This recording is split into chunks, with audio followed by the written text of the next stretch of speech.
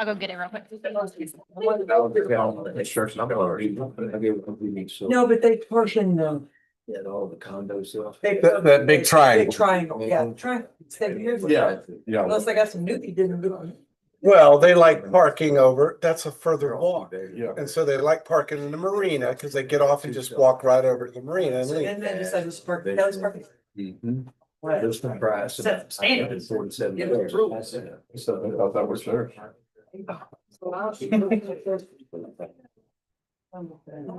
That's back to. Yeah, it's one of the real first one.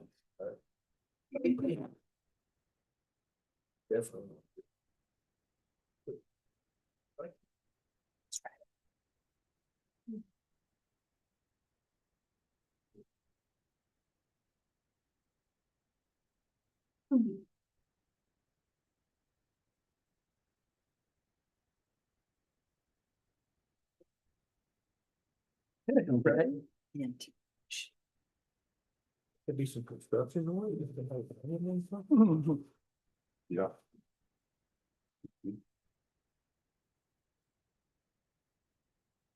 Okay. You Ready when you are, yes, ma'am. Okay, City Council Special Workshop Meeting Tuesday, May 12th at 2 p.m. will start. First item is obviously call to order, second citizen comments and reports. No. I have none, so we'll move on to the third item, which is the workshop session. Discussion and general overview of the Palmia Qualified Hotel Project proposal from KM Beach LLC. We wanted to organize this meeting today so we would have the opportunity for council and the KM Beach Palmia Woodbine Group come and kind of give us a general overview of the project as we go into these further negotiations. So I appreciate all of you being here today and our team. And then we have a few guests, which is good. So we appreciate that. So how do we want to kick this off? I think just maybe have them introduce their team and then we can dive into their presentation. Come on up. Please start. do. Yeah. Council members, Mayor Moore, City Manager Parsons, thanks for having us here today. We hope to present what we believe is an amazing opportunity for the city to create a conference center facility that we feel will benefit the city, its businesses for generations to come. With that, again, my name is Greg Carr. I'm the Vice President of Development at Palmia Beach. And I'd like to introduce Lee Battle, Vice President of Development for McCombs Enterprises, and Harry Adams, President of McCombs Properties. Go ahead and throw it to Harry. Yeah, sure. So I hope today can be as informal as possible. Talking with you guys. We are very excited about this project, and I'm going to get a little bit sentimental with you for a minute. It's not often in life you have the ability to influence something and work on something that is truly, as Greg said, generational, that it can stand the test of time beyond even our own lives. As a real estate developer, every once in a while we actually get to do that. And what we're here to talk about today is exactly that. And if you don't take anything else away from our meeting today, know that it's not just Palmia and Woodbine that has that opportunity that's before us. It's the city of Port Aransas and all of you sitting here today. This will not happen, cannot happen without a full-throated, shoulder-to-shoulder partnership, teamwork to go create something that couldn't exist otherwise. And we're excited about it. To give you a little bit of the history, like 8-ish years ago, Paul's senior partner, Steve Robinson, called me and said, hey, there's this law floating through the state that's a gift from God. He said it's providing a state incentive, which never happens, to be deployed to certain cities for the benefit of a full service hotel and conference center. And he said, and he wasn't even involved at the time with this area with us. He said, Port Aransas needs to be on that law. And so we, at the time, that was some of the city leadership suggested that as maybe being a good idea. And couple of the people in this room picked up the flag and made that happen, and Port A became eligible under that law. Hurricane Harvey hit, we all were scrambling, and maybe a year after that, the city took action. And we competed, y'all went left, we were on the right. And y'all went in a different direction. And as much as that was difficult to feel at the time, I'm so thankful for it today. Because God's timing is always perfect, and the conditions today are even better than they were 8 years ago, 7 years ago. And when I say that, that's not only the maturity of Palmia, not only the maturity of our Palmia's leadership and Greg, it's also the maturity of the city in many regards, coming through Harvey and rebuild after it. Also, over that course of time, it gave us a chance to really methodically pick who we thought would be the best development partner. At its core, we're not hotel developers. McCombs isn't. So we weren't going to aspire to go do something we didn't know how to do. So through a courtship and getting to know each other, we decided to recruit Woodbine. And if you don't know them, Hunter can talk a little bit about their firm. They've been around for decades. They've built the Hill Country Hyatt, Lost Pines, and countless other major hotel facilities, not only around the country, but around the state.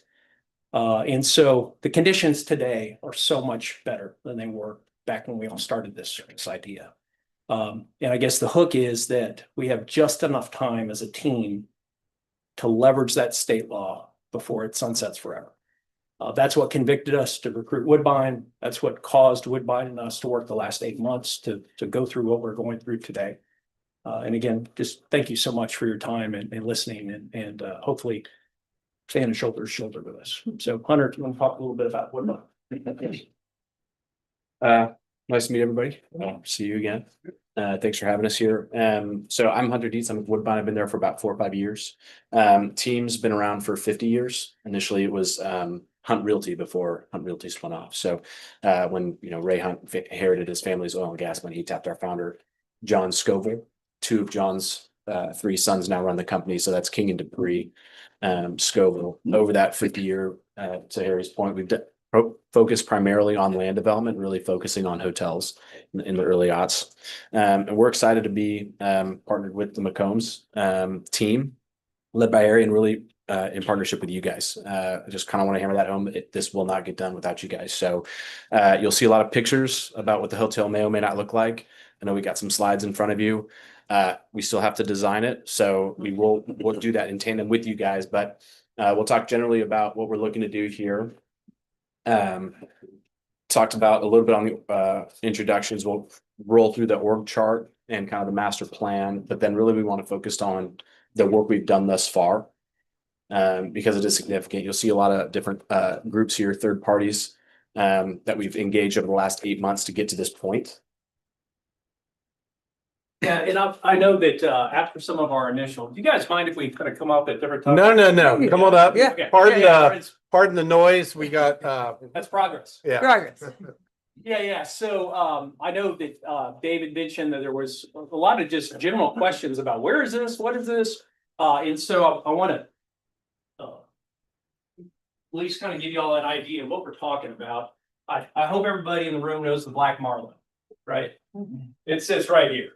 Okay, so there's about 4.5 acres of land on this hard corner, right after you drive under the gateway to Port Aransas, which is our bridge, that we've identified as the hotel site. This rendering that you see was actually what we designed 8 years ago in the first run. But that is the focused piece of land of where this hotel will go.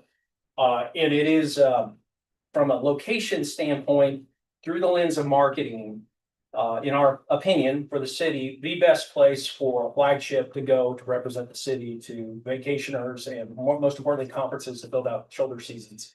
Because of its location, its view, and it's just on the outskirts of Old Town, which is a great location. So that's the area that we're talking about for this project.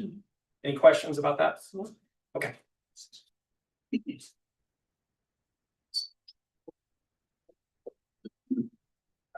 Thank you, Ray. That's helpful. Again, Okay, so the image you see here is a box that we've designed because we had to go through and price it. So we did get engage an architect. That was one of the most recent things we've done. We started with HVS. You guys, I think, know very well David Bone. I'm actually a covering appraiser myself, having worked at HVS for 4 years. We went through a number of different iterations. We reviewed how big of a box we need to build, how many keys, how much meeting space, how many F&B outlets do we think we can reasonably afford? What brands are available? There's a lot of select service in the market. There's not a ton of full service, frankly. And so typically what happens is a hotel market graduates. So we were really going for something that's well and above what exists in the market today, not only locally, but regionally. And so we had to fight tooth and nail with Hilton, Hyatt, and Marriott to get some really exciting brands available. We ran a very thorough operator review that happy to report as of yesterday. I got a great team on board, Coral Tree out of California. These guys are specialists. Thrilled to have them on board. As I mentioned, we wanted to be as detailed as we could and thorough as we could in terms of what we were presenting to you guys. So we did run through a pretty thorough cost analysis with a number of different GCs to back into where we think we can build. Because of that, we did need to design it. One, what can we fit on the site? Everything we want to do. What is it going to cost to build? What finish level? We've had a number of different discussions with different lenders in the area. We've had initial conversations about our equity stack, including our partnership. And so we're coming to you with 8 to 9 months of really detailed leverage work, including not only our own internal processes and several external third parties up and down the hotel kind of landscape, from branding to capitalization. What we landed on is 120 keys, a mix of standard and suites. Initially, we were thinking maybe the existing suite of short-term rentals would serve as our suite product. We actually think we are going to need the suites at the hotel. 12,000 square foot of total meeting space. Elevated lobby bar experience with a 3-meal restaurant and room service. A dedicated hotel resort pool. Obviously, you're aware of the existing amenities, or my guess is you are likely aware of the amenities that exist at Palmilla with the 3 pools that are offered to residents and guests there. We will have a dedicated pool experience. Preferred tee times at the existing 9-hole course, a fitness center, brand new fitness center in a market area. So this program is on par with an Autograph collection or a Curio collection or an Unbound collection. So think Driscoll in Austin is one of our Autograph collection hotels. Hyatt Regency Hill Country is another property that we've done that's similar. That's more of a hard brand, similar finish out there. Well above the Courtyard and Hilton Garden Inn product that exists today.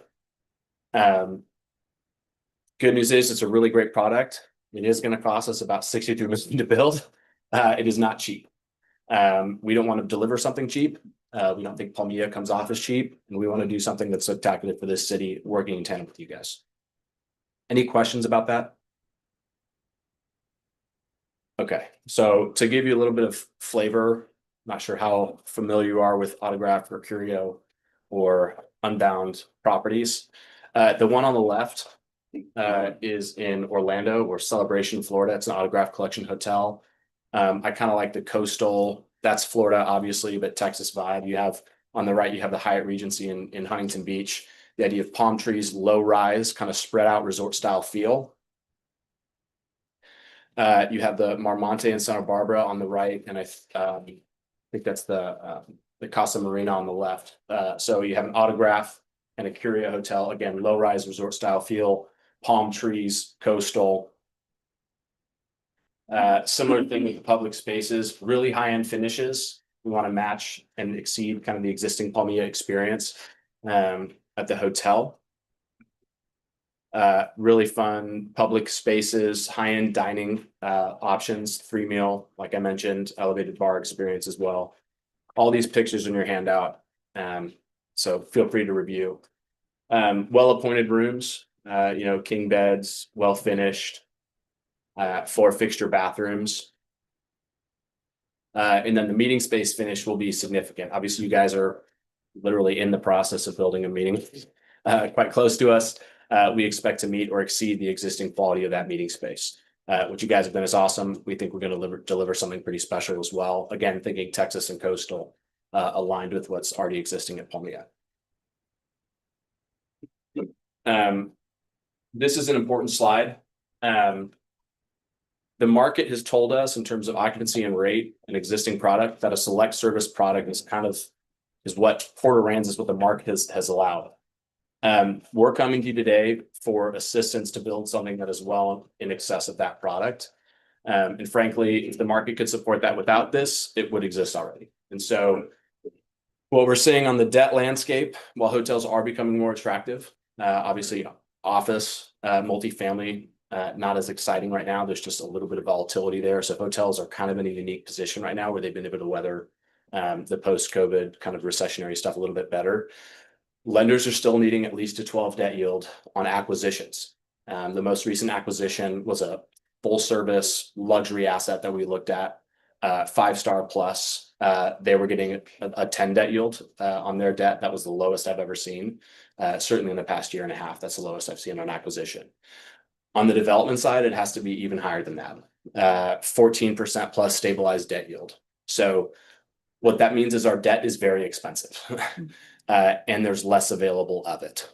There are limitations to what we believe the income is, just the nature of the market. And so between the Woodbine 50-year track record and our relationship lenders and the McCombs track record and relationship lenders, we are very confident that we can get debt on this project. That is not what we're saying. What we're saying is that the cost of that debt and the availability of it is not as high as we would like. And because of that, equity, similarly, will view this as a slightly riskier proposition relative to other deals. And so we have to underwrite to a high teens, low 20s, or else we're just not going to be able to raise the equity. Yeah, okay. Underwriting the high teens, low 20s. High 20s, low 30s. Yeah, high 20s, low 30s in terms of returns. So if your debt, one way or the other, you will either get the asset or you will get your money. If your equity, not only do they have to build the asset, but it has to operate enough to cover the debt service. And if there's anything left over, it's yours.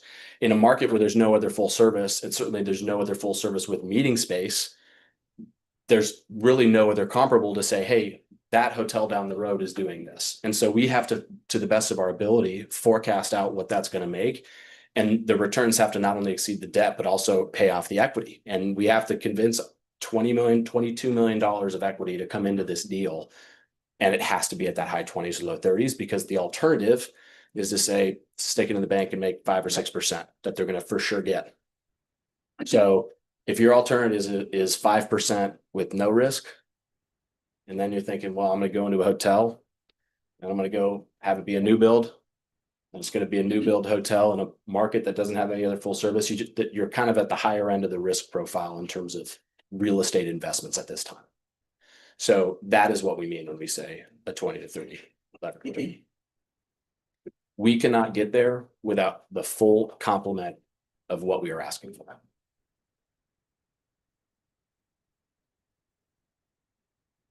Me.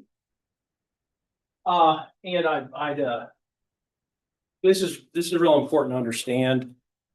Please ask me any questions that expand on what the points are.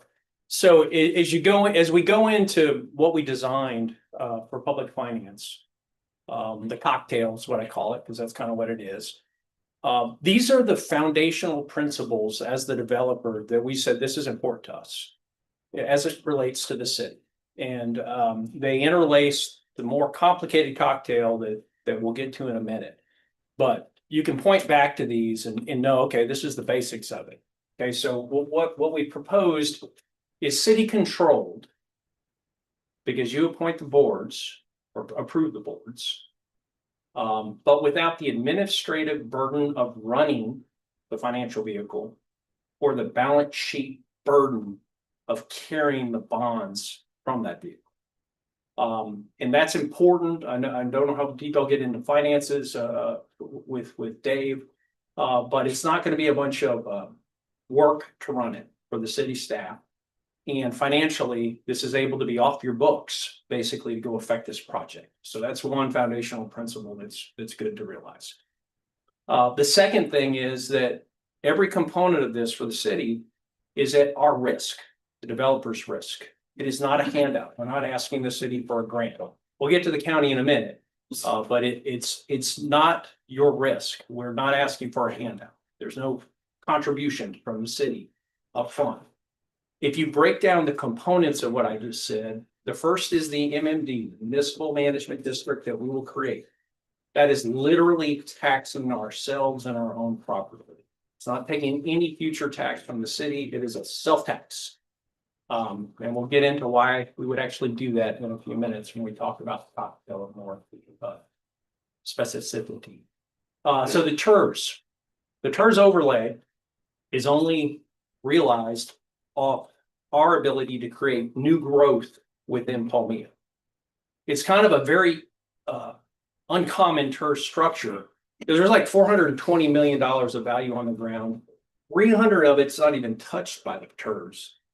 And the base value of the TERS of $120 million, we only take the increment on top of that. So there's already a whole bunch of tax dollars that will continue to go to the city, that will continue to grow based off that appreciation.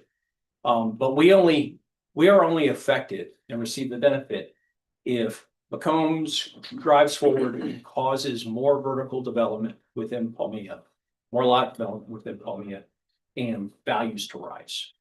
The last component of the cocktail is the hot and sales tax from the city.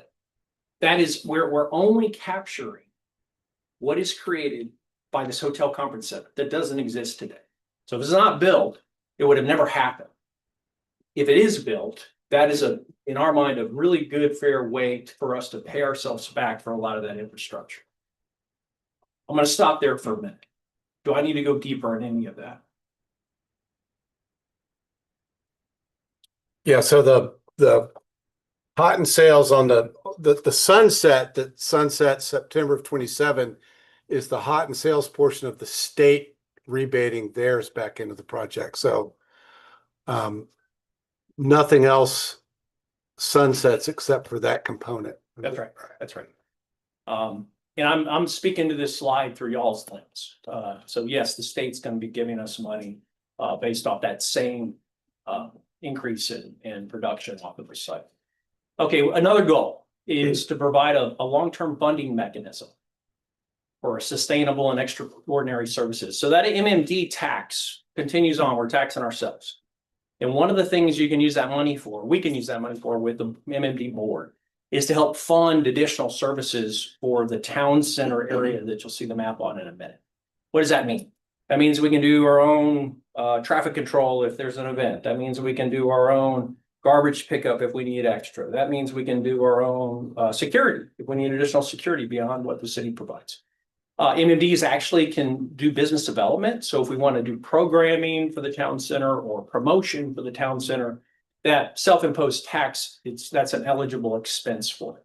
And that's going to stay. That MMD keeps running, and provides a good tool for that sustainment. The second item is, again, the city's portion of the hotel tax from the actual hotel. We would like to use and need to use for a long period of time for hot tax approved expenses. And that's by Texas law. What does that mean? That means advertising for the city of Port Aransas and yes, conferences for the hotel. That means holding conventions. That means tourism. But it's mandated by the state for certain functions, which I'm sure y'all are very well in. And it's only that hot tax that's been produced by what's not there today. But that will provide us a long runway of being financially feasible with a healthy project. And the last bullet point is, and I don't want to get too detailed. We've given y'all some detailed information, but welcomes another work session with your financial advisor. But once we're paid back for those public improvements, we can't be paid anymore. It's regulated by TCEQ and by Texas law. Once we're paid back, all of that increment goes back to the city and the county that provided it. There's a lot of ways y'all can use it, but once that happens, you've gone from not having anything there today to all of a sudden a really big asset paying taxes to the city, which is good long-term for the city. So that those foundational principles interlace any other detail we talk about. Any questions about that? No. Okay. There you go. Yeah. So Greg, you want to get up there and kind of point all this stuff? Yeah. So We know there were a lot of questions about the boundaries of the different portions of the cocktail. So these maps do a really good job of visually showing it. yeah, essentially, this is the boundary for Palmy Beach, all the land that we own. So you've got this existing golf course, you've got the fairways, it's 90% built out. Then you've got our new subdivision in the Lover's Edge. You've also got where the driving range is located across the golf cart bridge as well. There's 20 acres there. And then there's approximately 150 acres down adjacent to your paddle park designated land. Approximately 150 acres there. So that is graphically the TERS boundary. So the blue color is basically everything that was in that blue color becomes part of that TERS, where the increment above the $120 million comes to us and to help pay us back. The nuance is in the yellow. That's the existing fairway subdivision, and the unimproved lots, so basically vacant lots. Those would also be specifically included in the TERS, because that does provide a good quick lift to the AB that we need to create a copy of. So that what you're looking at, that's the TERS, tax increment reinvestment. So on the next slide. Yeah, the next slide overlays the municipal management district boundary, which is the confines of the town center. So there's the town centers both on the south portion of that beach access road 1 and the north side. The hotel side again being Hotel Conference Center South. Yeah, and going a little deeper on the master plan, maybe nobody's ever told you this. So the full vision of Palmia Beach, 3 unique coastal villages. That's the fairways on the right, that's Water's Edge on the left, and that's a to be named on the base side where the driving range is. Those are the 3 villages surrounding the town center core that this hotel will be the anchor catalyst to kick it off with you guys. And when this is finished, which is probably going to be another 15 years by the time last lot sales, it'll be the largest contiguous beachfront community in the state of Texas with a Port Aransas zip code. What do we got next?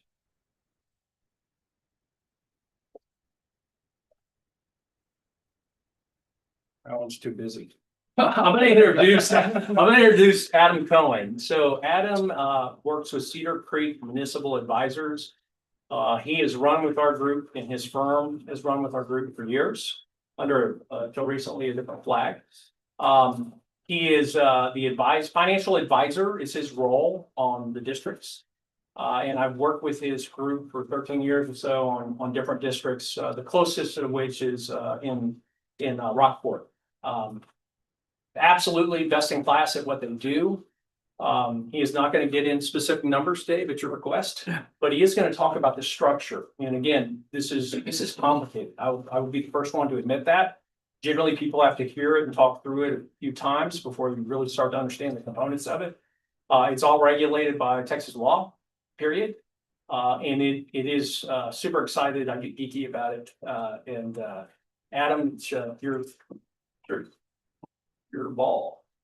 Thanks, and just to reiterate what was just said, we work strictly with special districts, so we work with probably close to 500 districts across Texas. So as far south as Brownsville, as far north as Abilene, and as far west as El Paso. So we sit in just about every market. We're in Houston and Dallas, but obviously we travel where is needed. And so really quickly, with respect to what Harry mentioned earlier, the kind of cocktail, the management district itself will hold that tax revenue in its own fund. But with respect to the TERS and the sales and hot tax, that's held at the city level. So the city controls those funds on an annual basis. And at any point, and we'll get into the specifics, when bonds are sold for, on behalf of the TERS, it would be sold through the management district. And so it would not be on the city's books. And so the contractual obligation would be that the city would pay the outstanding principal and interest on an annual basis. And so all remaining funds above and beyond that stay at the city level.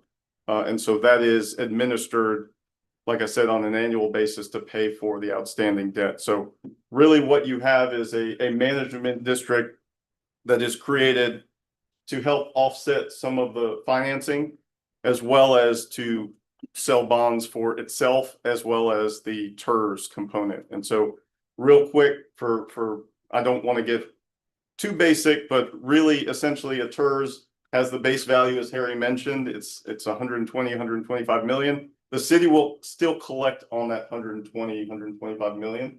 So they'll continue to collect that. It's just any increment above and beyond that, that would be remitted to the fund at the city level to pay for the future public infrastructure reimbursement. And so to Harry's point, it is up to McCombs to actually perform, build the taxable value, and only when the taxable value is created to support the debt, that is at the point that we would recommend moving forward with the bond issue. The city could have the approval to move forward with it. The state, the TCEQ, the Texas Commission on Environmental Quality, will have to approve as well. And so from the functionality, as I mentioned, the management district itself will tax itself and collect those funds. And so if you look on the left side, this kind of gives you the highlights with respect to the governance. It is an important discussion point. So at the management district level, it is a city appointed board as well as the TERS. And so keep in mind the TERS, the tax increment reinvestment zone, has a project list that the city will ultimately approve. So only those public projects can be utilized for the TERS funds. And so big picture, you know, the TERS, and I don't want to get into too much detail, but the life of the TERS, and I'll keep going back to Harry made some really good points. We call it off-book financing for the city. So with respect to the TERS, those dollars that are collected go into the TERS fund, so it's not part of the city's budget. And so moving forward with those projects get financed. Once those projects are financed for this specific project, any dollar above and beyond that is really the city's dollar, but it's in a city fund, but not part of the budget. So when you look at budget season, so when you're looking at your budget, you're not part of, or the TERS fund is not part of that 3.5% limitation year over year.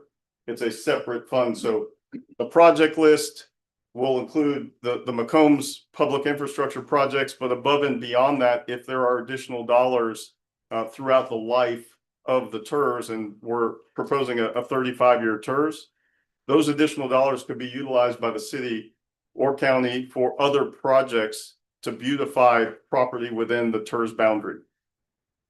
And so that is dollars that once again are off book.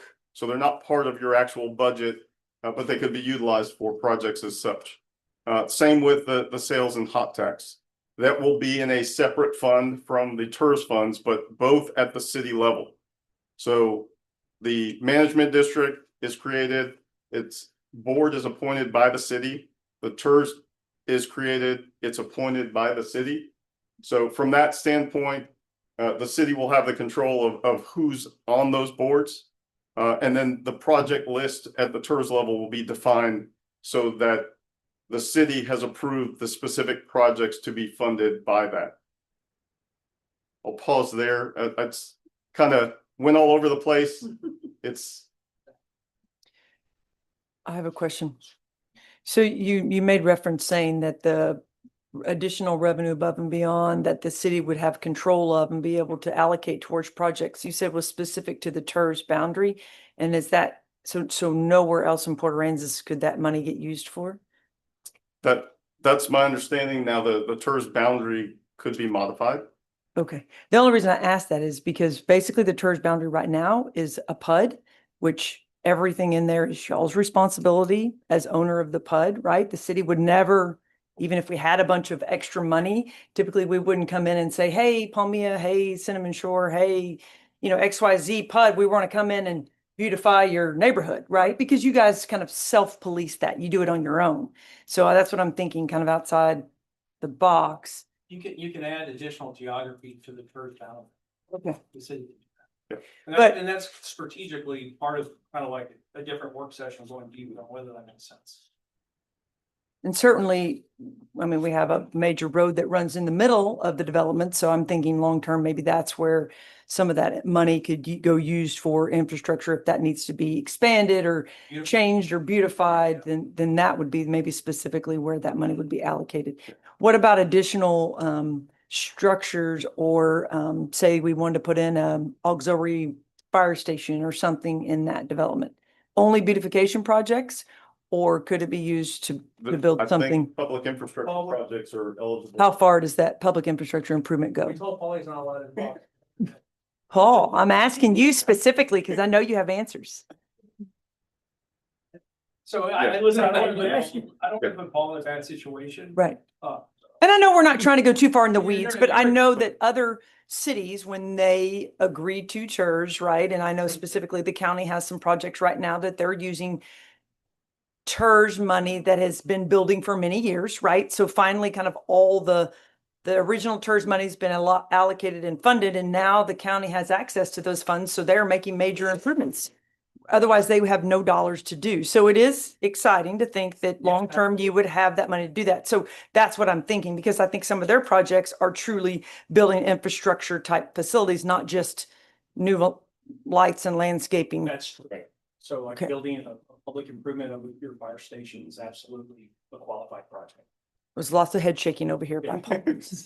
Okay, that's what I wanted to clarify, because long-term, that's important, Right. right? Okay, And there's the basis of ultimately, do you want to bond finance it or cash flow it? So on an annual basis, once those projects have been financed, if there is sufficient cash to pay for it directly, then the city or county can pay for it directly for whatever infrastructure needs. they from need that, it. okay. And just to be clear, the reason we're saying city and county is because we need the county to get on board too with your help.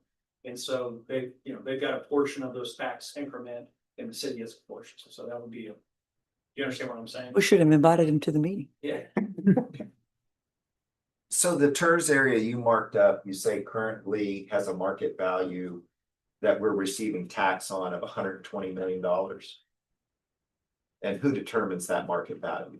Yeah. We're talking about tax. Yeah, sure.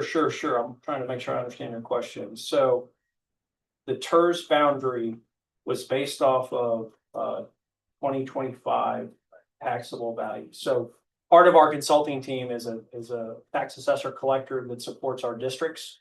And so we commissioned him to go out and basically do a property tax study on all of Palmia plus our surplus land down the highway to tell us, okay, how much value is here that we can bank on. Property taxes usually don't. Appraised value. Yeah, Correct. to answer By your the- question, the appraisal district Okay. determines that value, the taxable value.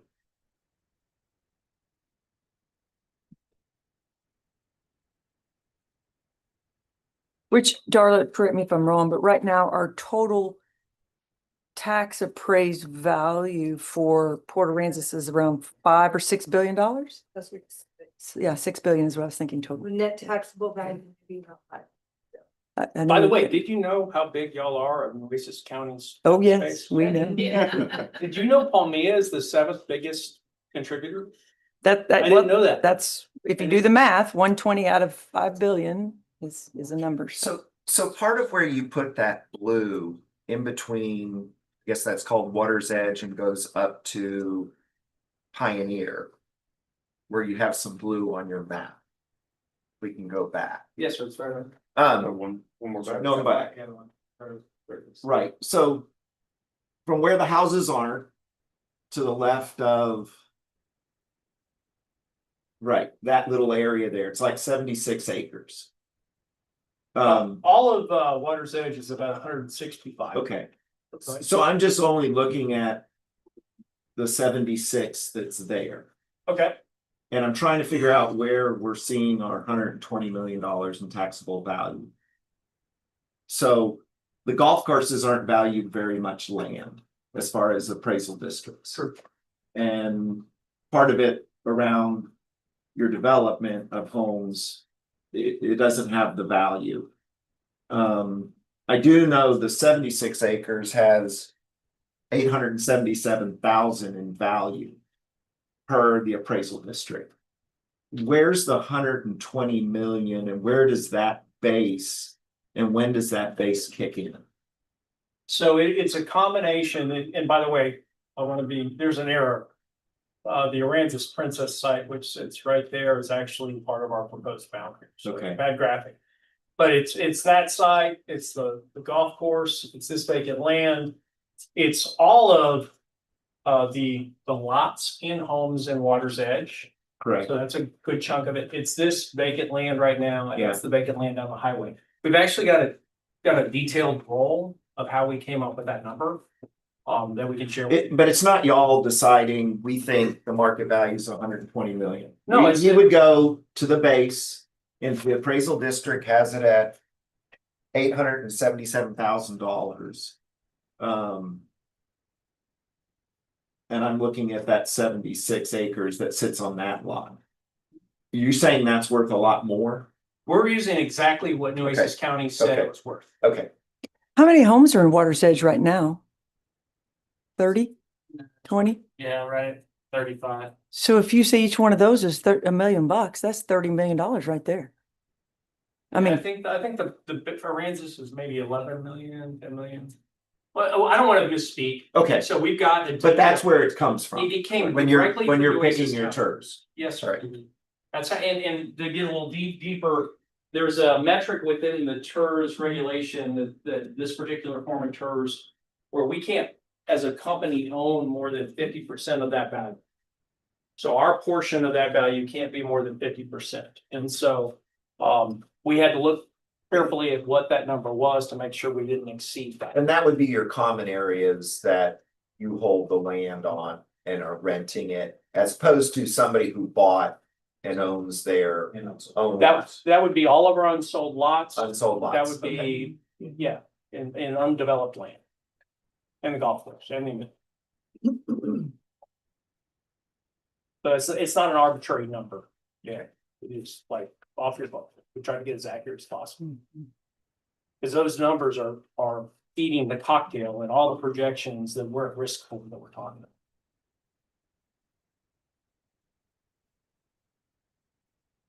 And I'm really thankful for this forum. There's no stupid question. I know that this is not easy stuff to put your brain around.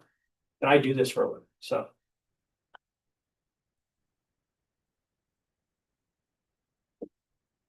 This diagram, not for today, looks like a Ouija board. This shows the flow of funds. And again, there could easily be another work session with your financial advisor, us, to walk through all of this. I know that y'all need to be validated, I would assume, from your own staff and consultants that we're speaking the truth, and we welcome that engagement. No way. So you're speaking just that 4.5 acres is what you're estimating, and your consultants that it's $63 million to build the hotel. The hotel development. and the conference center. Correct. So 10,000 square feet, 2,000 in. Yeah. Breakout the room, Yes. and 100. Yes, the program outlined in there, yes, with a high level of confidence, we would say, again, you haven't fully designed it, you don't have construction docs. The high level of confidence. If this goes, I mean. We've learned that when stuff goes through design development and architectural drawing and taking an estimate of all of it. Just recently, in the last 5 or 10 years, It's gonna blow up. the price. yeah, Never comes in close. Yeah. So when you're mentioning 63 million for that building, before we break ground, that's a hard number, so that by the time it does get built, it's not 120 million.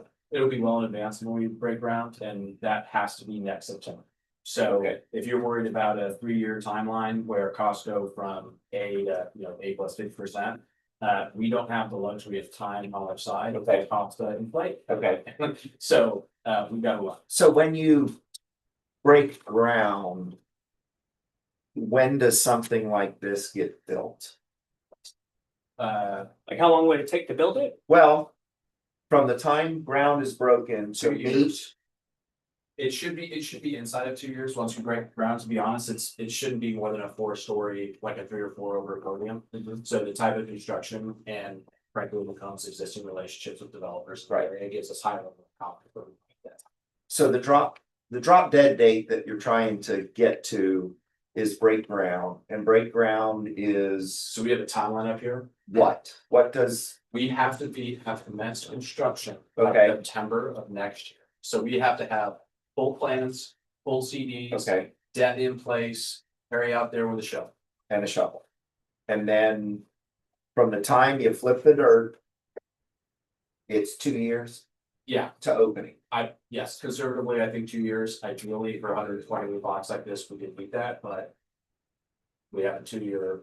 So, so 9, 20, 27 plus 24 months takes us to September of 2029. Oh,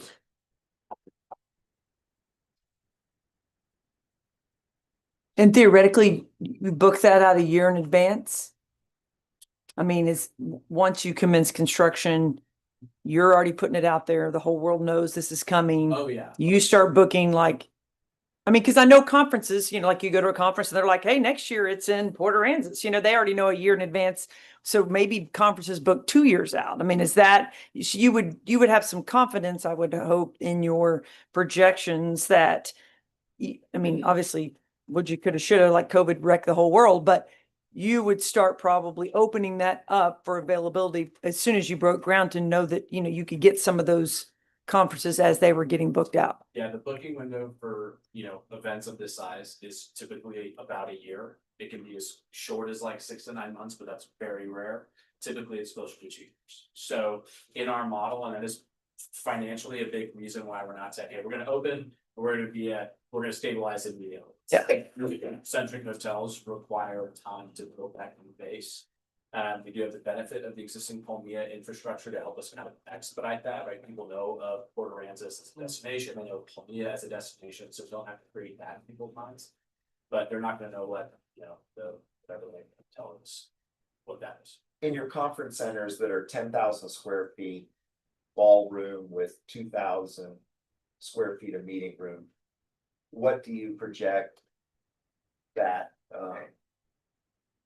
attendance would be? What does it attack? When you have this conference center, you have this product, who wants it Yeah, so size wise? we're targeting about 500 person groups on the large size. Okay. The 2,000 square feet of breakout space does not include outdoor space, Okay. which in a market like this, we leverage a lot. So when you think of our high Regency Hill Country, we have several pockets of outdoor space that. You guys have built a phenomenal conference center that we're sitting inside of.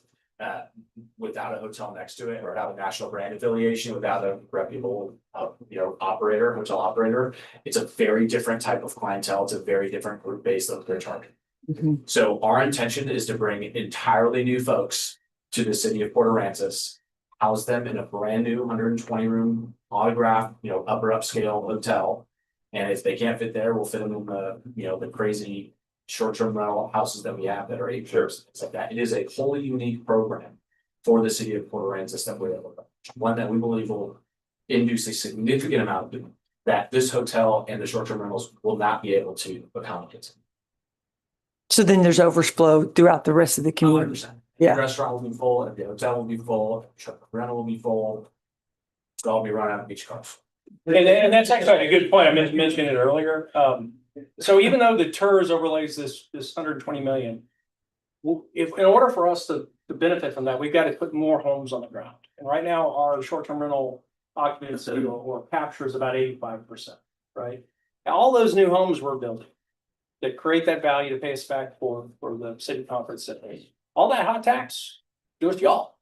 Nothing changes on that. So there is still, beyond what we've already told you, a component of growth for the city outside of what we're talking about, just based off our partnership and our success.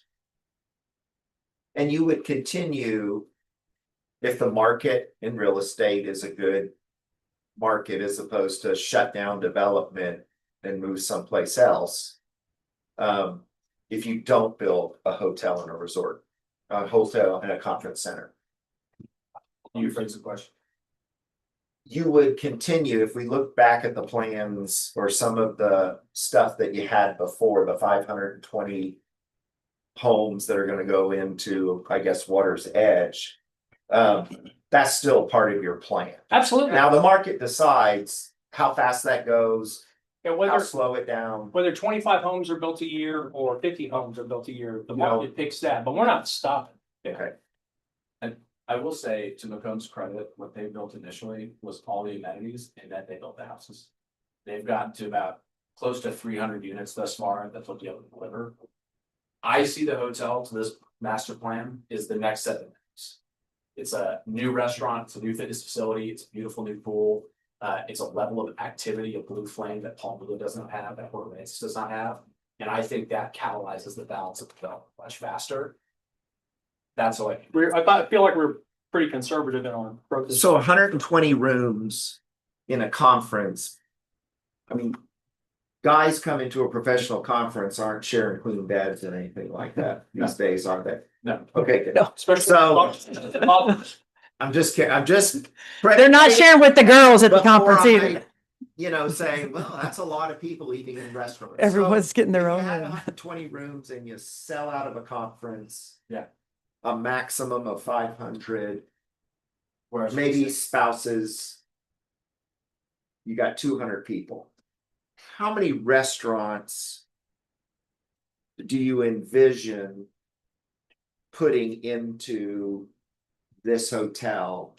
So we have two distinct F&B outlets separate from the meeting space. Okay. But this MMD also includes the town center, which will have additional restaurant outlets, additional retail outlets that the hotel will not be. Does that make sense? Okay, So part of what you're developing is the blue flame for to spur additional development of retail restaurants.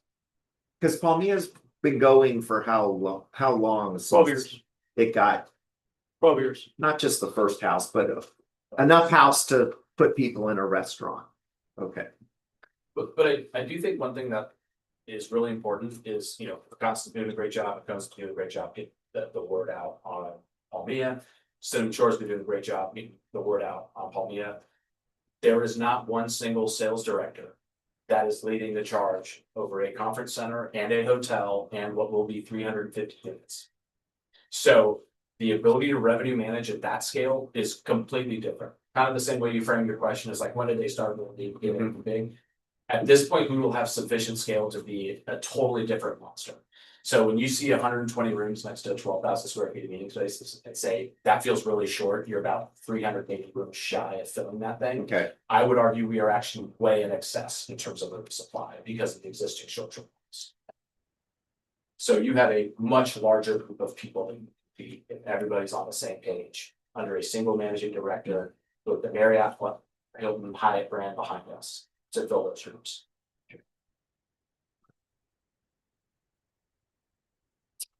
One of the questions that David emailed us was about the county. And forgive me, we have a group coming in for grants actually back in San Antonio. So I'm gonna leave here in about 5 minutes, jump on a helicopter. I want to make sure we touch on this point. The county's involvement in this is essential. The city's full support is essential. It's gonna take everybody. And in my experience, when a developer goes to a county by themselves, quite often it goes on deaf ears. When a developer backed by a city, or the city by their side goes to the county to request support for something like this, it's heard very differently. We spoke earlier about partnership, and I don't throw that word around. My group does not throw that group around. That's what we're proposing to y'all. It's like, let's figure out if this makes sense for the city. If y'all want to make this happen, get on the same page, do the work together with your consultants, and then we're bonded. And we're going together to the county to say, we want to make this happen. Port Aransas want to make this happen. Palmia wants to make this happen. The state already said it wanted to make it happen. And that's what it's gonna take. And I don't want to sugarcoat it. Do we need to talk about that? That's scary. You know, I'm very transparent here. You know, coming to partner with us because lenders don't want to partner because it's too risky. And I'm sure some of your lending partners are big people. That is a lot of pressure on a city to say, okay, let's give up some of this TERS stuff for 35 years.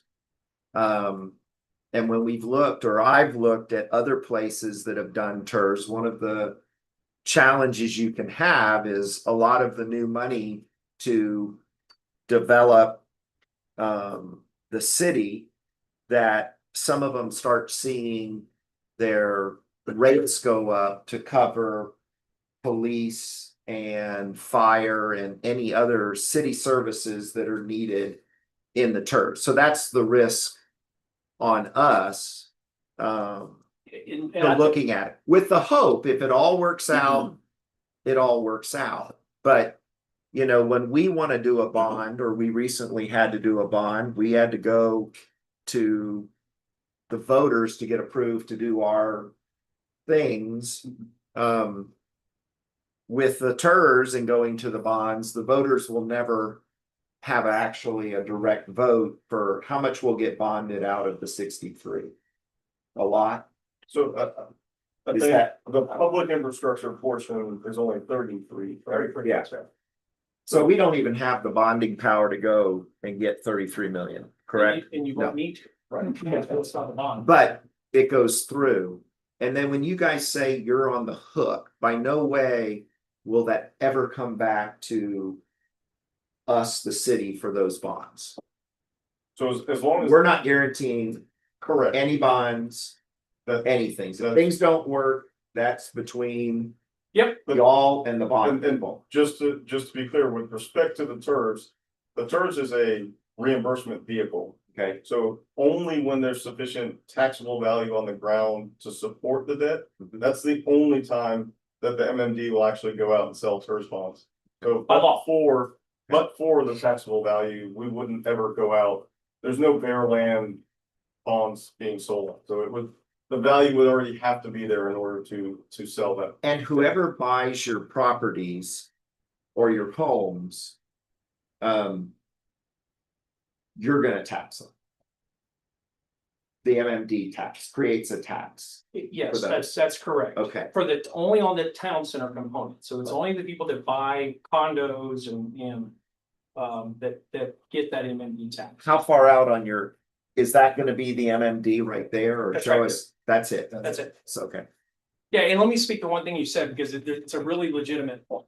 Okay, so if you talk about TERS and additional city services, there are many examples where a TERS is created in a rural area, out in a city's ETJ, Right, that's ag exempt, that has no infrastructure, and there are no city services provided. right. Right, that is a example of a common TERS area. So developer goes in, city says, yeah, we're all in, 100% of our increment, you can have it, go build it, right?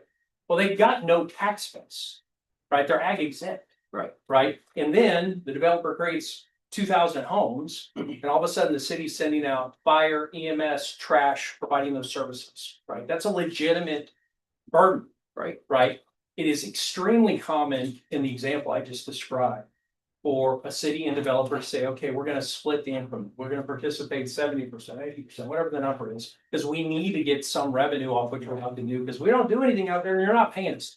Right. Right, so that is, if that were the scenario, I'd say, you're right, that's fair. Okay, that's not the scenario. Right, there's $300 million on the ground that's not touched. There's a base value of 120 million that it still goes to the city. That is a bunch of revenue. And if you think about the services that are being provided, they're already being provided.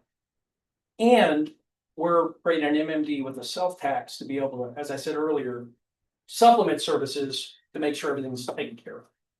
Did that make sense to you all, the difference? And we have an HOA over the balance of the property that's pretty darn accurate.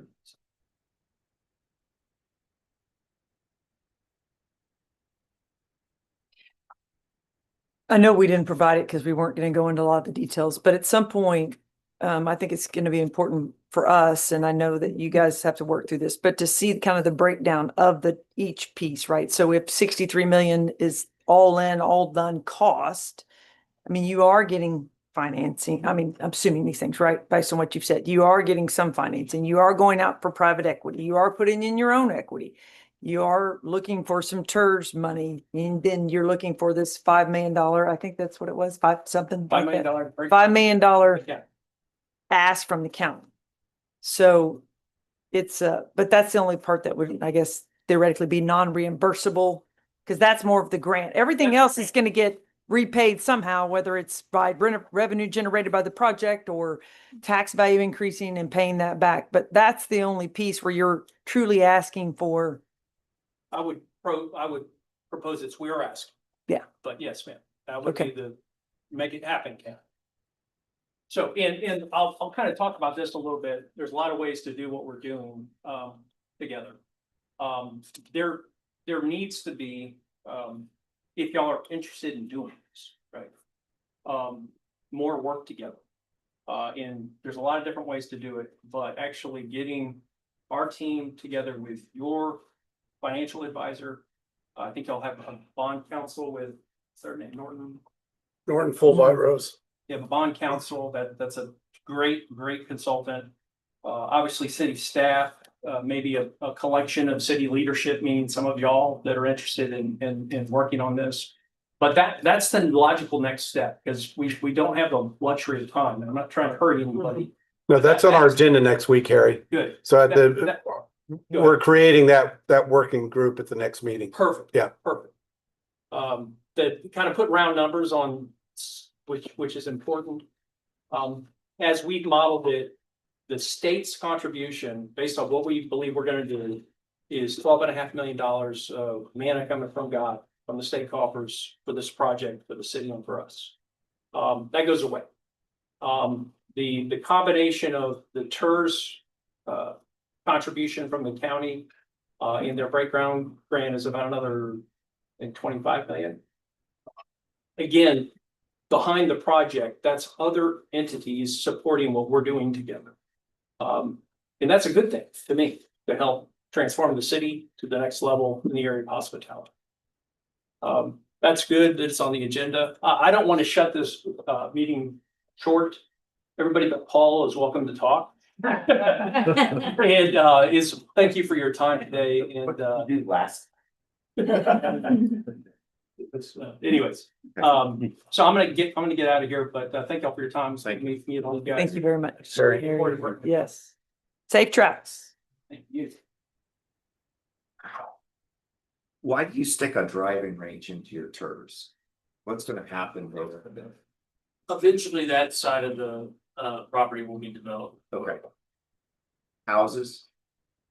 It's zoned already in the PUD for, I think there's condos in there and. Okay. Yeah. And that would not be part of the hot tax. Correct? Because it's in the TERS. Right. Okay. And down the highway. On the bay side. Mhm. What are the plans for that? What would that be? We've not Okay, contemplated that. okay, that can change over time. We've sold several pieces off. That used to be a 400-acre piece of property that we Okay. sold several pieces off. If it creates a TERS and you choose to sell some of that off, does the TERS follow the property, or does that mean, hey, this was a TERS between KM Realty, us, and it has nothing to do. I would think the boundaries of the TERS would exist for the life of the TERS. So it would follow the owner of the property. And the taxes that then get created for whatever they do go with whoever owns it, whatever they choose to do with it. They So they get refunded. So the TERS fund would go into the city's Correct. fund. Yeah. And then if there was a project on the project list, so if Yep. they decided to develop something, they would have to come to the city and get the project list amended in order to get a project approved for reimbursement. So unless With they do another, with a different entity, not just the Correct. one entity that we're. So typically when these Yeah. TERSs are done and somebody got a big TERS just out there. I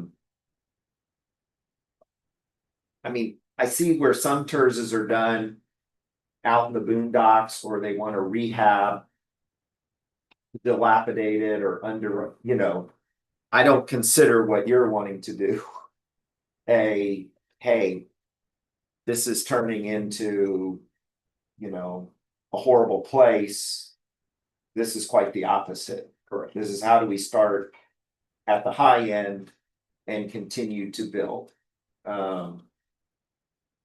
So in the future, the city may have separate funds based on these properties, what happens with them on their ad valorem tax, and have multiple people coming before the city saying, hey, you know, we developed these 3 or 4 or 5 or 10 or 20 or 300 acres, depending what you sell. We now have working relationships, have to have them with that. So in the cost to the city of having all these different things and all these different accounts and separating, when somebody's done a conference center, 10,000 square feet, 2,000 meeting with 120 rooms. Well, that's gonna be on the MMD. That's just part of the TERS. That's not getting chopped up. Correct, right. It doesn't get chopped up, the MMD. That's y'all's thing. We're not worried about that, the hot tax. Okay, sorry. I retract To that. clarify the piece on the bay, that's roughly 150 acres. Okay. There's about 55 of that is upwards. Can do something. Yes. And really, I would say with respect to that property, if it's carved up and sold to other entities, those entities would have to have a proof of concept, so they would actually have to come present and show what increment would be created on their property in order to support debt to fund their project. So I don't think that they would actually just come to you and just say, hey, I'm gonna build a small resort. I'd like $3 million for public infrastructure. They would have to prove to the city that they would create sufficient value to support that debt. And the city at that point, you know, if you have the dollars, you could pay it out of cash out of that fund, or the management district would ultimately sell on behalf of the TERS for that piece of property.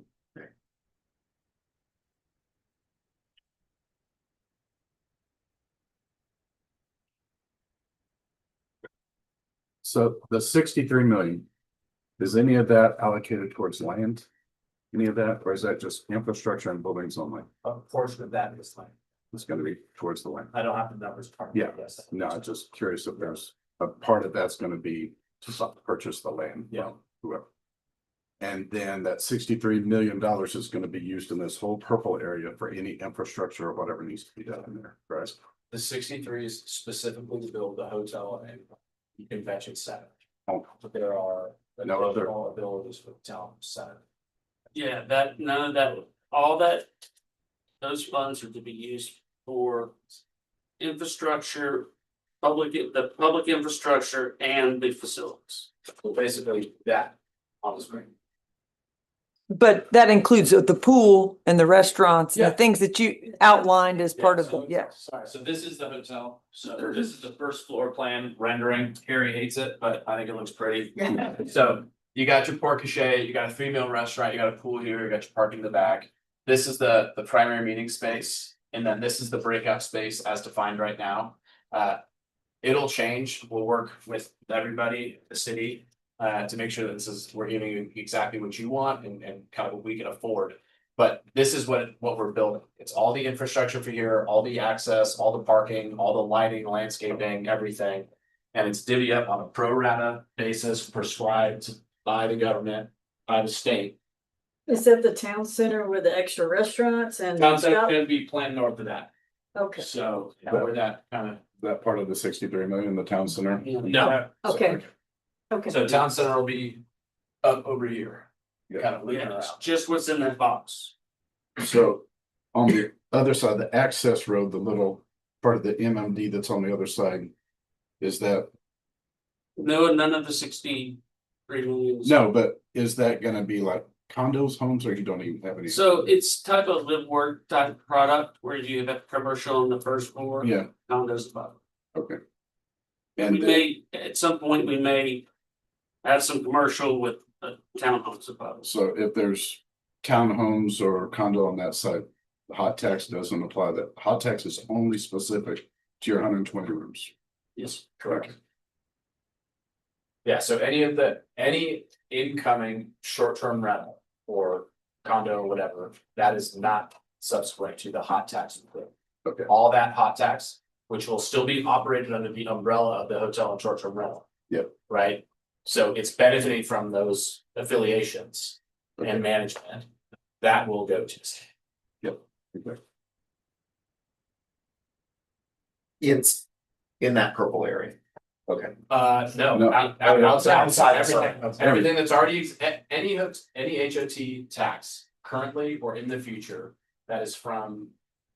Condos, sales, single family, anything, any short-term rental. HOT taxes goes to the city, there's no abatement for us. Only abatement we benefit from Hotel. is the 120 keys above that, that's. And the sales tax generated off of the same I side. was speaking. Yeah, but it just- Yes. Yeah, the combination. And then- When you take that hot tax, it can only be used for things prescribed by the state of Texas. And we have to, right? Like, we have to go out and sell the rooms at those rates to get it, so Okay. it's kind of it's eat what you kill. What is our biggest expense with our hot tax? What do you think? Well, half of it Yeah, well, goes yeah, to well, advertising. Yeah. Part of that, well, part of that hot tax Yes. that you collect by law with hot tax, about half of it has to go to the tourist bureau. Yeah, You give or make that take. contribution to the tourist bureau from your hot tax? I'm honestly not 100% sure. My understanding is that 100% of the HOT taxes in the hotel will be abated. For the Yeah. hotel, everything else will be going. So you don't have to use it for prescribed by the hot tax, by the state. There's. Sorry, go ahead. No, you got it. They don't have to use it, they'll supply their own, they'll have their sales staff, they'll fund that through their hot tax collection. Their promotions or trade shows are gonna go to, that's all gonna be funded through their hot tax. Thank you. Okay. We spend a lot of our hot tax on beach. Are you gonna spend anything maintaining That's addition. the Yes. beach? No, it's not part of that facility. Okay, okay. Okay.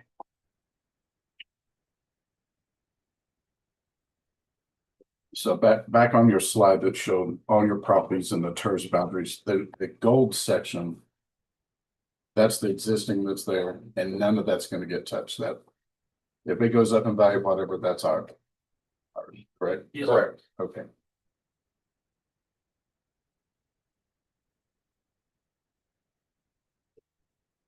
And that base value, because I know you're starting to build homes. Or there are homes there. Okay, those aren't individually owned yet.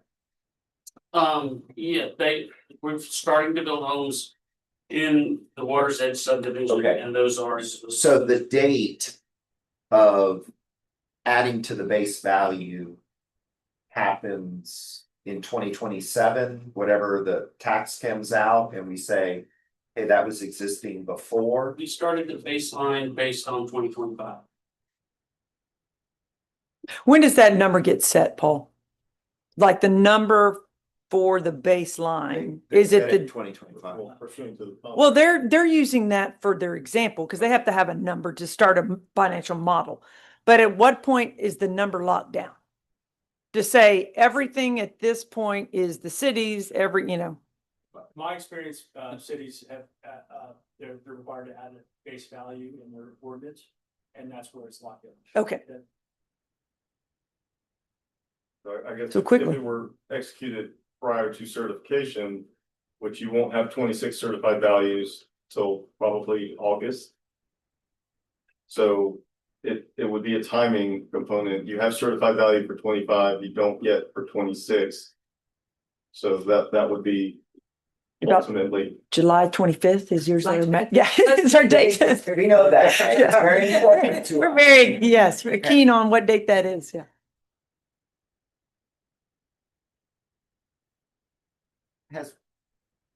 Has your company done this size someplace in a very nice fancy place where we can look at what the results happen or contact those cities?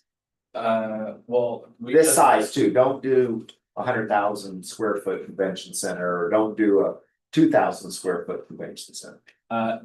There are two I would reference in terms of product quality, none of which have the component or the complement of centers here.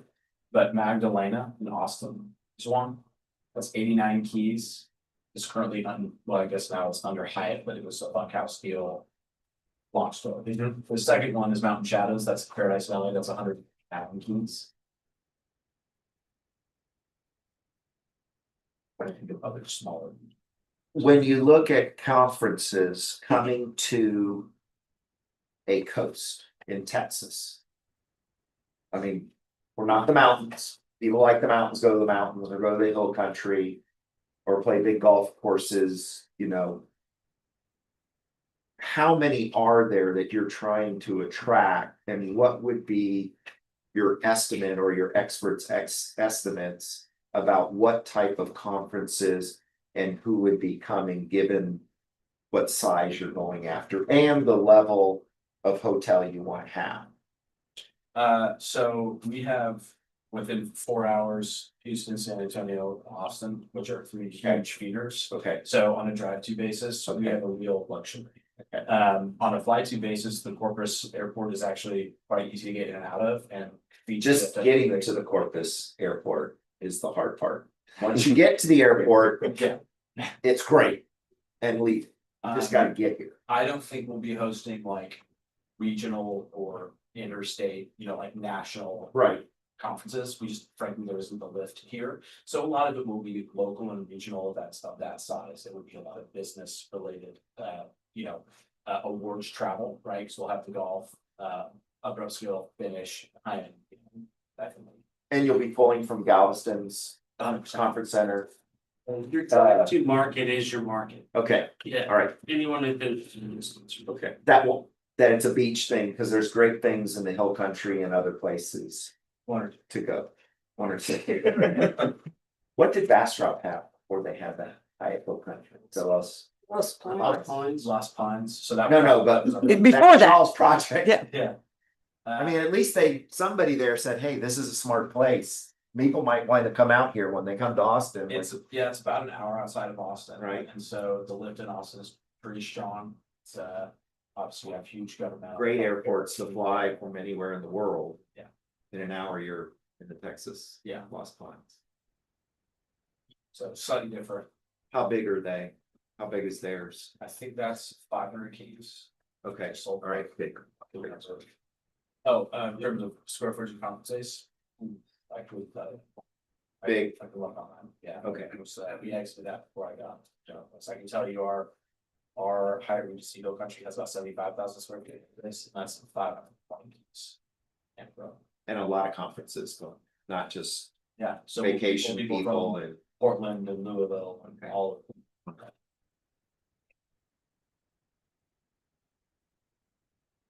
Where are majority of those small conferences going when they go to the beach?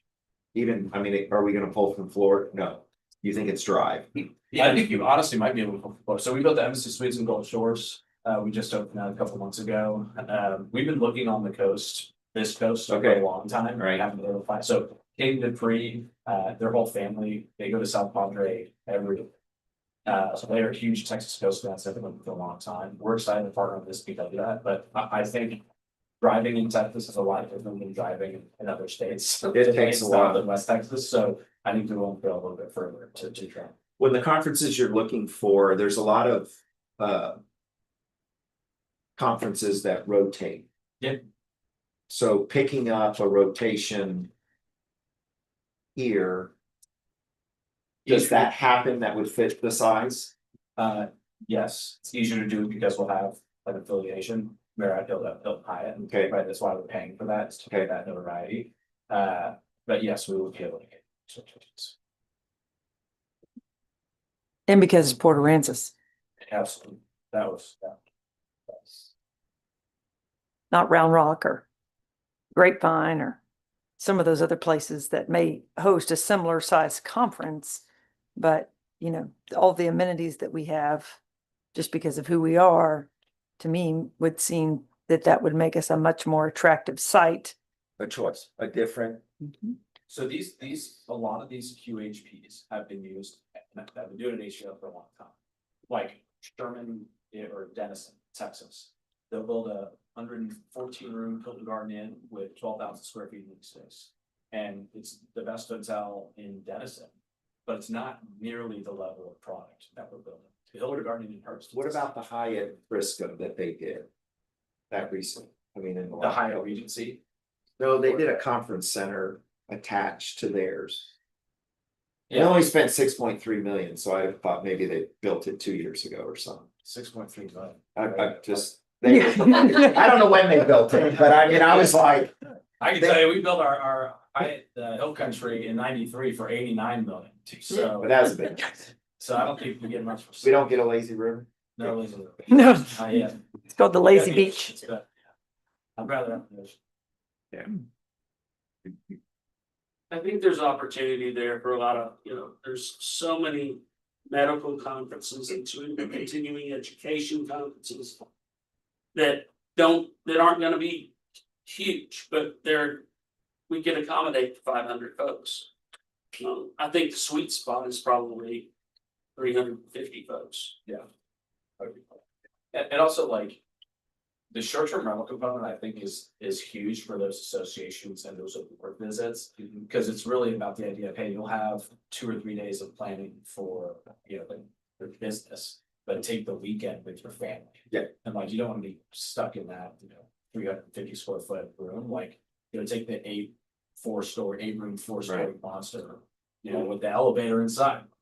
Yeah, and I think the way we looked at this from the beginning is the benefit, the lift for all of Port Aransas. I mean, how many times have you gone to a conference or stayed in the hotel and ate every meal at the hotel? You just don't, that doesn't happen. Right. So all the restaurants around town are gonna benefit. All the golf cart companies around town are gonna benefit, and other hotels around town, as well as other short-term rentals are gonna benefit from.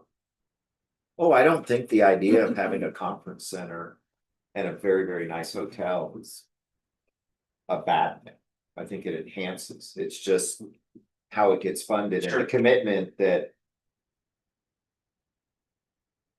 just 4 people here have to decide how it's gonna be for the next 35 years, and all the other people that come after it are like, boy, that was a Fantastic. I mean, you want it. I mean, that's the hard part. I mean, it's one thing if things go to the voters and the voters all 80% say, we're all on board with this, but that's not how it is. It's just 4 people that say yes, and then that's what the city stuff. Sure. Because we can't get out of a TERS once we say yes, correct? It goes on. Whether y'all are successful with it or not, we have to live with it for whatever. So Sure. 20 years from now, something's been sit there and nothing's been happening. I mean, there's a value once you get some more land inside of TERS, correct? It's Yeah, about more valuable. I would say that if the project didn't happen, the TERS is still there, so if someone did come in and develop it, I mean, you're essentially modifying the project list. Yeah. And those dollars get allocated towards those projects, so it's not lost, the dollars are still at the city level. you still control, those dollars will still flow into the TERS fund. And so it is still the city's discretion on what to use those funds for. So when the TERS is being run on y'all's side or So the expense side of the TERS. I've looked at a few where the enhancements or the infrastructure in a year, they'll spend $50,000 on infrastructure. Look what we did. We made it nice. But running it, we spent $2 million. And I look at that going, well, that's just a bunch of government that got together that created some jobs and didn't do anything worthwhile. So how do we avoid making sure those don't happen? So I think working with McCombs and working through a project list of projects that are to be funded by TERS dollars. And so once at the city level, city approves it, then ultimately the TERS board will approve that project list. Only those specific projects that are on the project list can be funded through the TERS dollars. And no TERS dollars get spent on Macomb's side for administrative or anything like that. It's a project. Correct. And Everything else they're doing is their company as part of the partnership. correct. And then there is, and I don't want to get into the numbers, but we have allocated certain dollars, and I think I have in there around $40,000 at the city level for administrative oversight. So you will probably have legal looking at audit, whatever needs to happen, and then your finance department will be making the necessary payments once or twice a year. So we've allocated dollars to cover that cost out of the TERS fund. And the hot thing that they're proposing is just the 7%, not the 2% that came for our venue. It was modeled at the 9. Okay. The amount of money, because we're. That's money for my streets in Okay. town. But. The money that we get back from the state, because we're a coastal. We enter a coastal.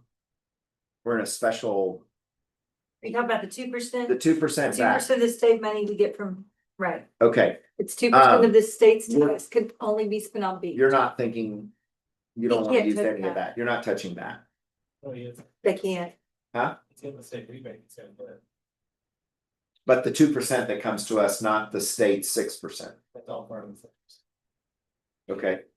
You're gonna get 6 from the state. I have to go back and look Okay. at it. I don't know. If what you're they're gonna saying get stuff from the state, and the state doesn't approve any of this until you have everything set, is that what the comptroller changed? Yeah, so we have to get. I think this timeline is pretty crucial and important. So. We have to get city, county, and state on board. Before we submit.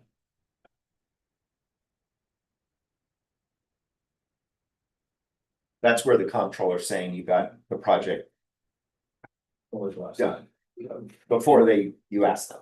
And then we Okay. got a sprint to do full plans in 9 months, or excuse me, 7 months. That's tight. So that now looks like it's gonna be 6 months, so. We gotta look at.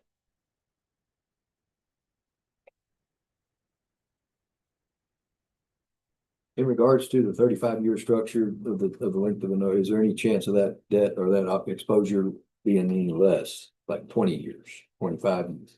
Not today. So if the reimbursement is made for that facility fully, in a shorter period of time, that's the end date for payments back to the developer.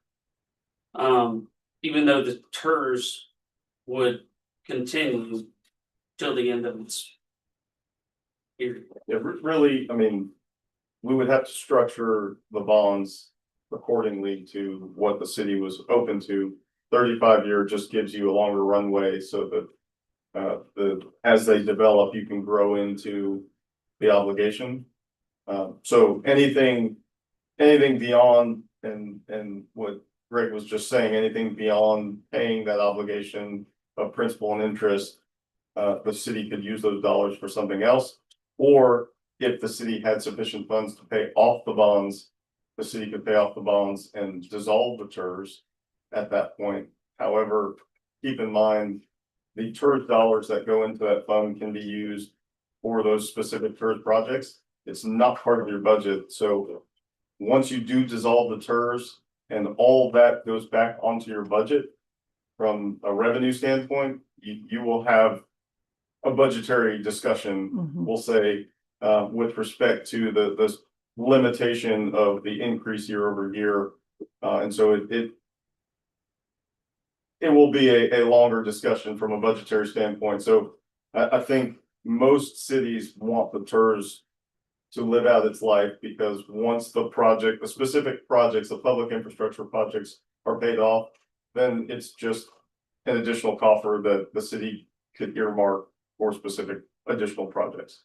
Does it ever happen that a city does not have the money to pay the principal and interest on bonds and No. creditors? Like I said, I mean, we will only recommend moving forward with bond issues when there's sufficient incremental value to support the debt.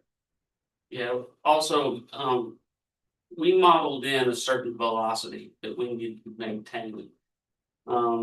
To build that increment. And it's that, and it's when Harry says the risk is on us, because we've got to hit or exceed that velocity in order to get the reimbursement back. If we're slow on it, it takes us longer to get paid back. So we want to get paid back as quickly as possible. And again, like I said earlier, once we pay back, all that rest of the time on the TERS, city benefits. It's up to our discretion. When the bond sells, whatever millions it is, that goes right to y'all, or do we hold the bond money and we make the TERS responsibility on the principal and interest, and then leftover goes back to reimburse y'all? So it would be remitted, less soft costs, it would be remitted to McCombs or, whoever's, That group, the group, whoever that is. and then the rebate would actually be paying the outstanding principal and interest on bonds that were sold.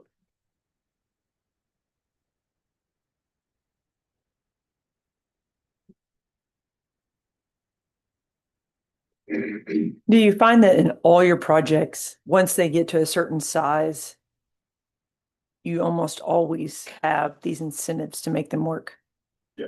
Right. I mean, I would think that there's like a breaking point financially where, I mean, obviously every independent company is different, but at some point, it's one thing to say, I'm going to build a $20 million hotel and I'm going to go out for financing and I'm going to have private equity or I'm going to have my own equity. But at some point, there's got to be a dollar level where it only works if you have incentives. I think the highest per key sales transaction, don't quote me on this, Fort Aransas is about $130,000 a key. That would be really, yeah, probably. We're building for close to 600,000. Yeah.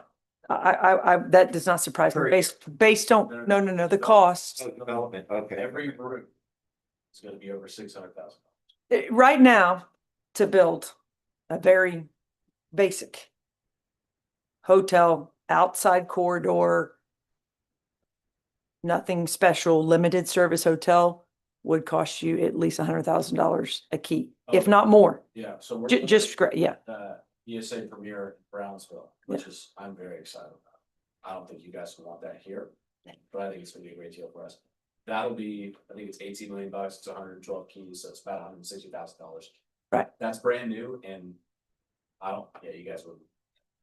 And that doesn't include land. That's just saying, yeah, just the construction price. So I'm not surprised that the ticket value is $600,000 based on what you've proposed. A new build conference center is over $1 million a square foot. Because of the conference center space, yeah. But that doesn't include anything else, like that's the tables, the lights, and that. So I think we're working on 3 full service hotels right now. One is with a major institution that is backstopping the whole thing. Fully bonded out, sub-market debt.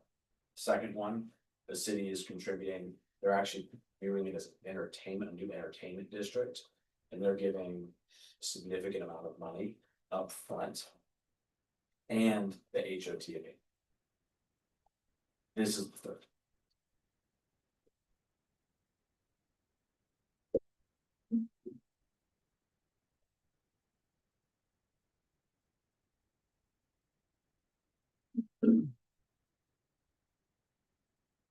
Any more questions? Not right now. There's a lot to think about There's a lot to think about.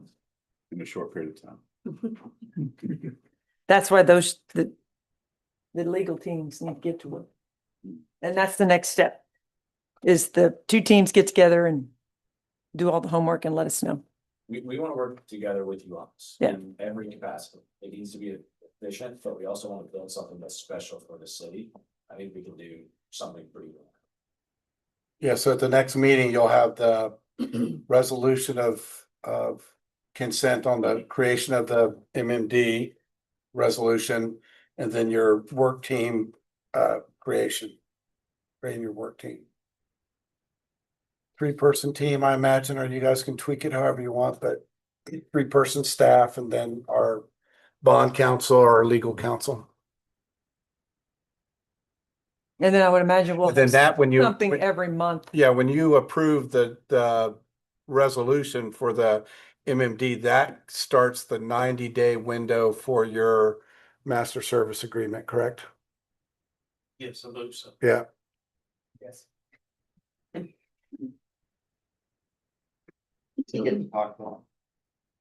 Once you talk to the bond council. Oh, He's not allowed to. Okay. All right, any other questions? You guys have any other thoughts, comments? Thank you. I appreciate you coming and your willingness to do this. I think that this was a good step to help us all just get a more broader understanding, which is helpful when going through these next steps. So we appreciate your time. Harry making time. Yeah. To come and We be here. appreciate you guys. I mean, I know you guys all took time out of your busy day to be here. And we just thank you for your ear. Greg, did you guys give me a like a draft resolution for that creation? On the You got- MMD, Yeah, I don't think we did. you guys have something like that? Yeah, we Can you guys get that to me we'll get it. as soon as you can? Yes, sir. Thank you. Okay. All right, so then we'll move on to item 4, which is city council comments and items for future consideration. I have a comment. Yes, sir. So I went to the Citizens Collection Center this weekend to make some donations. It was the best looking that I have ever seen. And I was impressed across the whole thing. Maybe it was the rain and there was some green showing, but I was so impressed. And I just wanted to let you know. That's because we had a inspection today by It was awesome. TCQ. I've never been more proud. The last couple weeks, Dale. I know, but Glad you noticed. I was like, wow.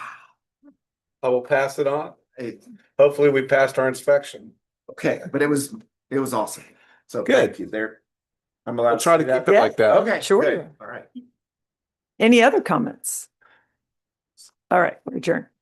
All right. Okay. Thanks, guys. So today.